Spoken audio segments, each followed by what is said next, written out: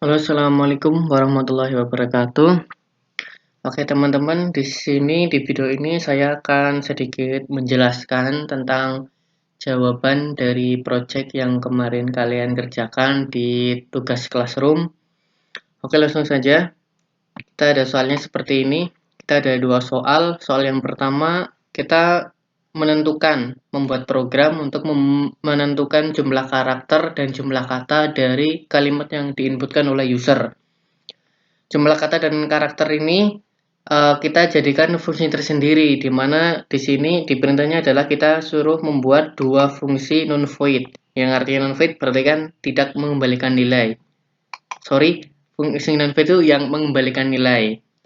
Oke, terus untuk yang kedua, di sini kita akan melengkapi kode sesuai dengan inputan yang ada.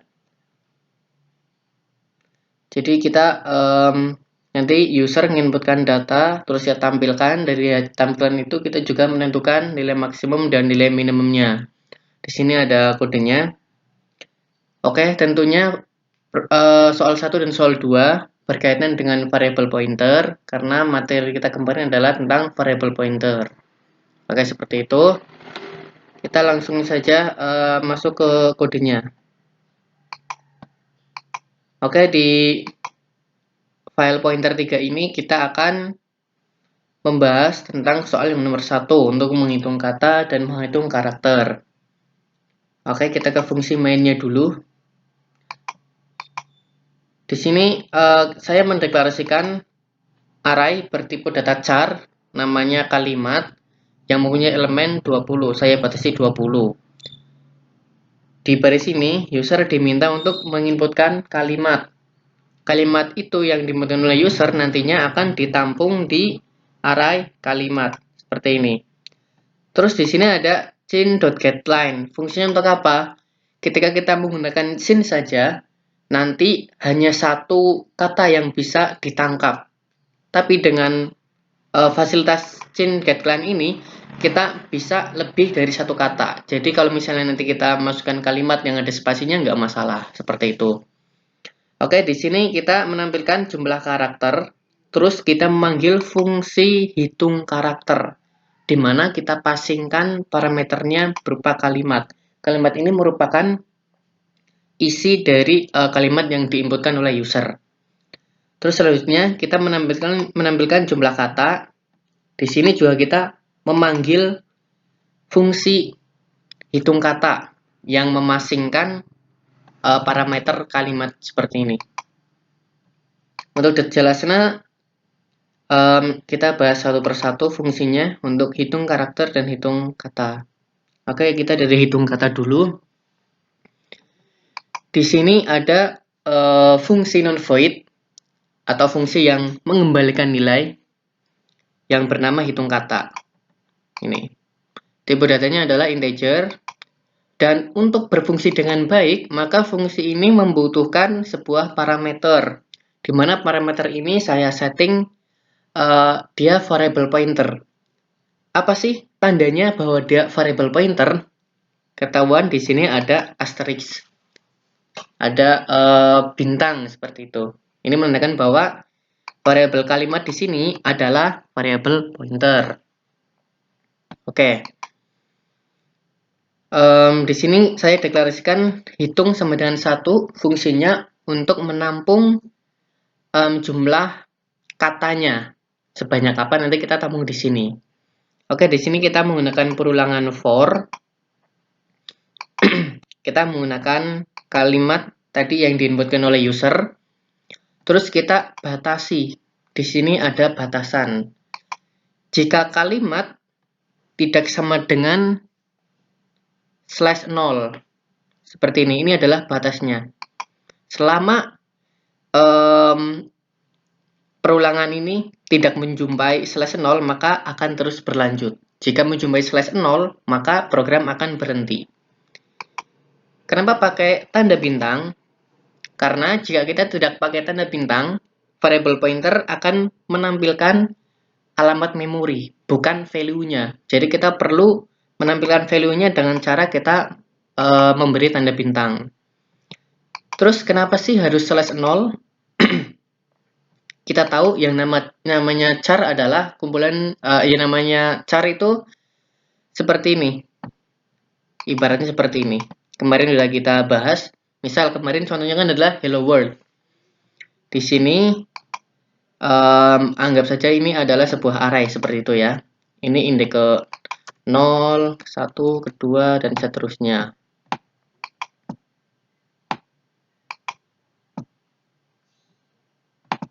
Oke, seperti ini. Saya bagi dua saja biar gampang.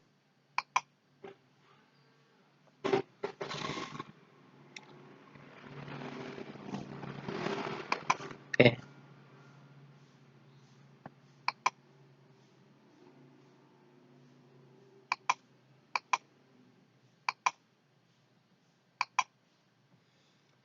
Oke, jadi ini fungsi ini, perulangan ini nanti akan ngecek satu persatu dari indeks ke 0, terus ngecek sampai ke belakang, indeks 1, indeks 2, sampai terakhir. Jika sudah menemui slash 0, maka program akan berhenti.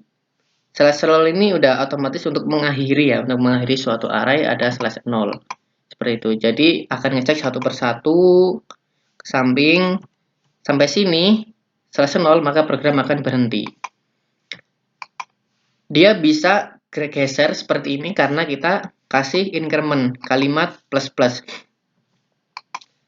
Yang namanya array pasti elemen yang satu dan elemen yang lain itu lokasinya berdekatan dalam memori. Jadi kita hanya perlu gunakan increment untuk berpindah elemen seperti itu, dari elemen yang satu ke elemen selanjutnya. Oke, di fungsi ini kita ngecek satu persatu value-nya. Terus di dalam body for saya kasih sebuah if. Di sini jika kalimat itu spasi, pas kita ngecek nih, jika ngecek seperti ini, geser, ternyata kita menemukan spasi, maka kita beri plus hitung. Hitung yang tadi kita increment biar hasilnya 2, seperti itu. Jadi akan jalan seperti ini, kita ngecek yang pertama dulu H, terus nanti increment kalimat plus ini, kita increment ke E, L, L, O. Di sini memenuhi kriteria dari if ini, maka hitungnya di increment. Terus kita naik lagi ke elemen ke-6, ke indeks ke-6, 7, 8, 9, sampai ke belakang, sampai slash 0, maka perulangan ini akan berhenti. Kita dapatkan nilai hitung tadi adalah 2. Karena nilai awalnya 1, terus kita di increment sekali, maka sekarang nilainya adalah 2. Maka dari fungsi hitung kata akan mengembalikan 2 nilai. Memberikan nilai 2 maksudnya. Seperti itu. Terus untuk fungsi yang kedua di sini ada fungsi untuk menghitung karakter. Sama seperti tadi, dia bertipe data integer dan membutuhkan parameter berupa variable pointer kalimat bertipe data char. Oke. Di sini kita set hitungnya adalah 0 untuk sebagai penampung untuk menghitung jumlah karakter yang ada. Seperti yang tadi, kita akan ngecek satu persatu dari indeks pertama, indeks ke 0 ya, sampai terakhir. Dia akan ngecek satu persatu sampai batasnya adalah slash 0. Di sini, di dalam body for, saya kasih sebuah statement plus hitung. Jadi setiap penambahan sekali akan di increment hitungnya. Oke, anggap saja kita mulai dari H ini. Tadi nilainya masih 0. Setelah masuk H, plus hitung. Jadi sekarang hitung nilainya 1. Naik lagi, hitung nilainya 2. Sampai ke samping. Setelah sampai sini, di sini perulangan sudah berhenti. Sudah tidak memenuhi syarat. Berarti udah false. Maka bisa dihitung dari sini ke sini adalah 11 karakter. Oke, jadi hitungnya adalah bernilai 11. Kita kembalikan nilai hitung, return hitung. Oke, kita panggilnya di sebelah sini. Kita jalankan.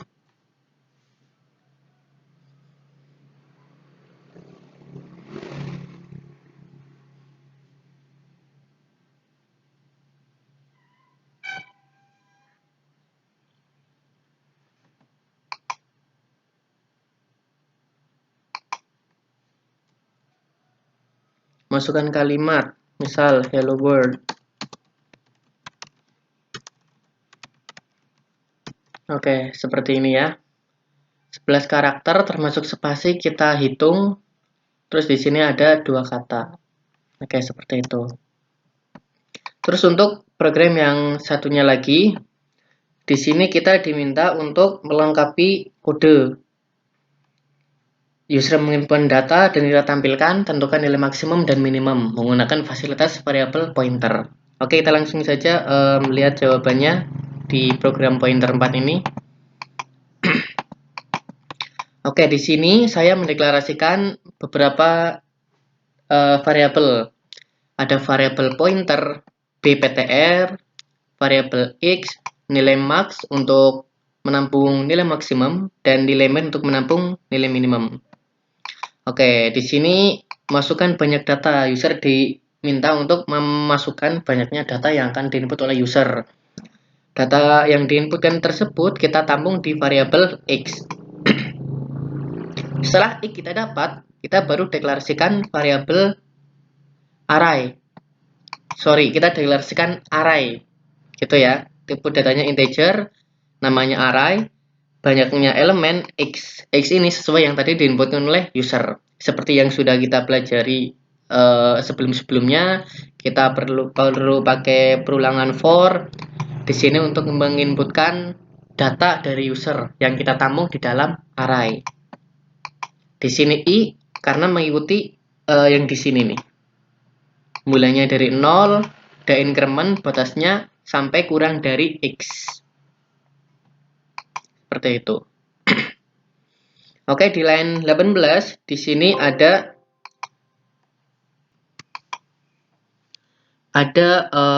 sebuah statement bptr sama dengan array. Ini maksudnya apa? Ini adalah menunjukkan bahwa variabel pointer bptr sekarang bernilai dari array. Nilainya adalah array. Ini sama aja dengan mendeklarasikan seperti ini.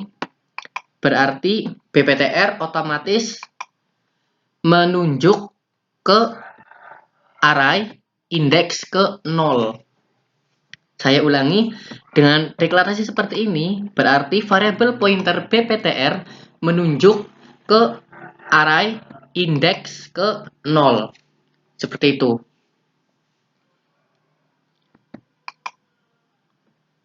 Sama aja seperti ini. Saya kasih komen bptr sama dengan array 0. Mulai dari 0 seperti itu ya. Langsung menuju ke array 0. Array indeks ke 0. Oke, di sini kita tampilkan data yang Anda inputkan untuk nanti menampilkan data. Di sini kita ada perulangan yang kedua. Isinya untuk menampilkan data. Data ke sekian, kita panggil variabel bptr. Tadi kan dengan statement yang di atas, otomatis di sini ya, otomatis bptr langsung menuju ke array indeks ke 0. Jadi kita hanya perlu panggil bptr saja, seperti ini. Jangan lupa dikasih tanda asterisk bintang. Untuk apa? Untuk menampilkan value dari indeks ke 0 tadi. Kalau tidak pakai bintang, nanti yang muncul adalah alamat memori. Seperti itu. Jadi sekarang di sini masih menuju ke indeks ke 0 ya. Di sini kita ada sebuah if. Kita menentukan nilai max dan nilai min dari data yang pertama atau dari data indeks ke 0 dari array. Kita tentukan dulu nilai max sama nilai minnya adalah data yang pertama dulu di sini. Ketika I mulinya 0 untuk pertama kali ya. Untuk pertama kali dia menentukan nilai max sama nilai minnya adalah indeks ke 0. Terus setelah perulangannya nanti increment, perulangannya sudah bukan 0 lagi, udah I++, I-nya udah bukan 0, 1, 2, dan seterusnya, maka fungsi yang ini tidak bakal dijalankan. Nanti akan menjalankan yang bagian else. Seperti itu. Oke, untuk yang bagian else, kita ada statement untuk menentukan nilai max sama nilai min. Jika nilai maxnya lebih kecil dari nilai BPTR yang sekarang, maka set nilai max-nya adalah nilai BPTR. Kita pakai dua if di sini. Yang satunya jika nilai min, yang tadi adalah nilai max ya. Jika nilai max kurang dari BPTR, maka setting nilai max-nya adalah variabel BPTR. Untuk yang kedua adalah nilai min. Jika nilai min-nya lebih besar dari variabel BPTR, maka kita setting nilai min sama dengan variabel BPTR. Ingat di sini kita masih indeks ke 0 yang tadi. Terus untuk berlanjut ke indeks berikutnya, kita gunakan increment. Cukup gunakan increment seperti ini. BPTR++. Artinya kita pindah ke elemen berikutnya. Bukan indeks ke 0 yang tadi, tapi udah pindah ke indeks ke 1. Kita gunakan increment. Kita looping yang kedua, sekarang I-nya 1.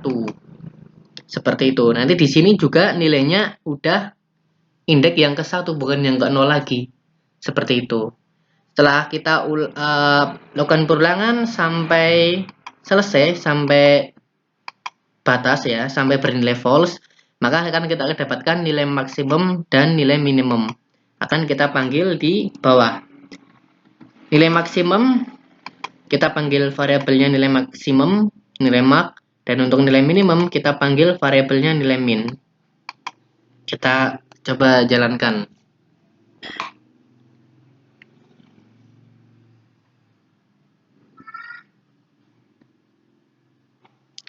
Misal banyaknya data adalah 6, 10, 7, min 2, 0, 9, 11. Oke, seperti ini. Kita diinputkan, setelah inputan data akan ditampilkan. Setelah ditampilkan seperti ini, program akan menentukan nilai maksimum atau nilai yang paling besar dan nilai minimum atau nilai yang paling kecil, seperti ini. Oke, terima kasih. Selamat belajar.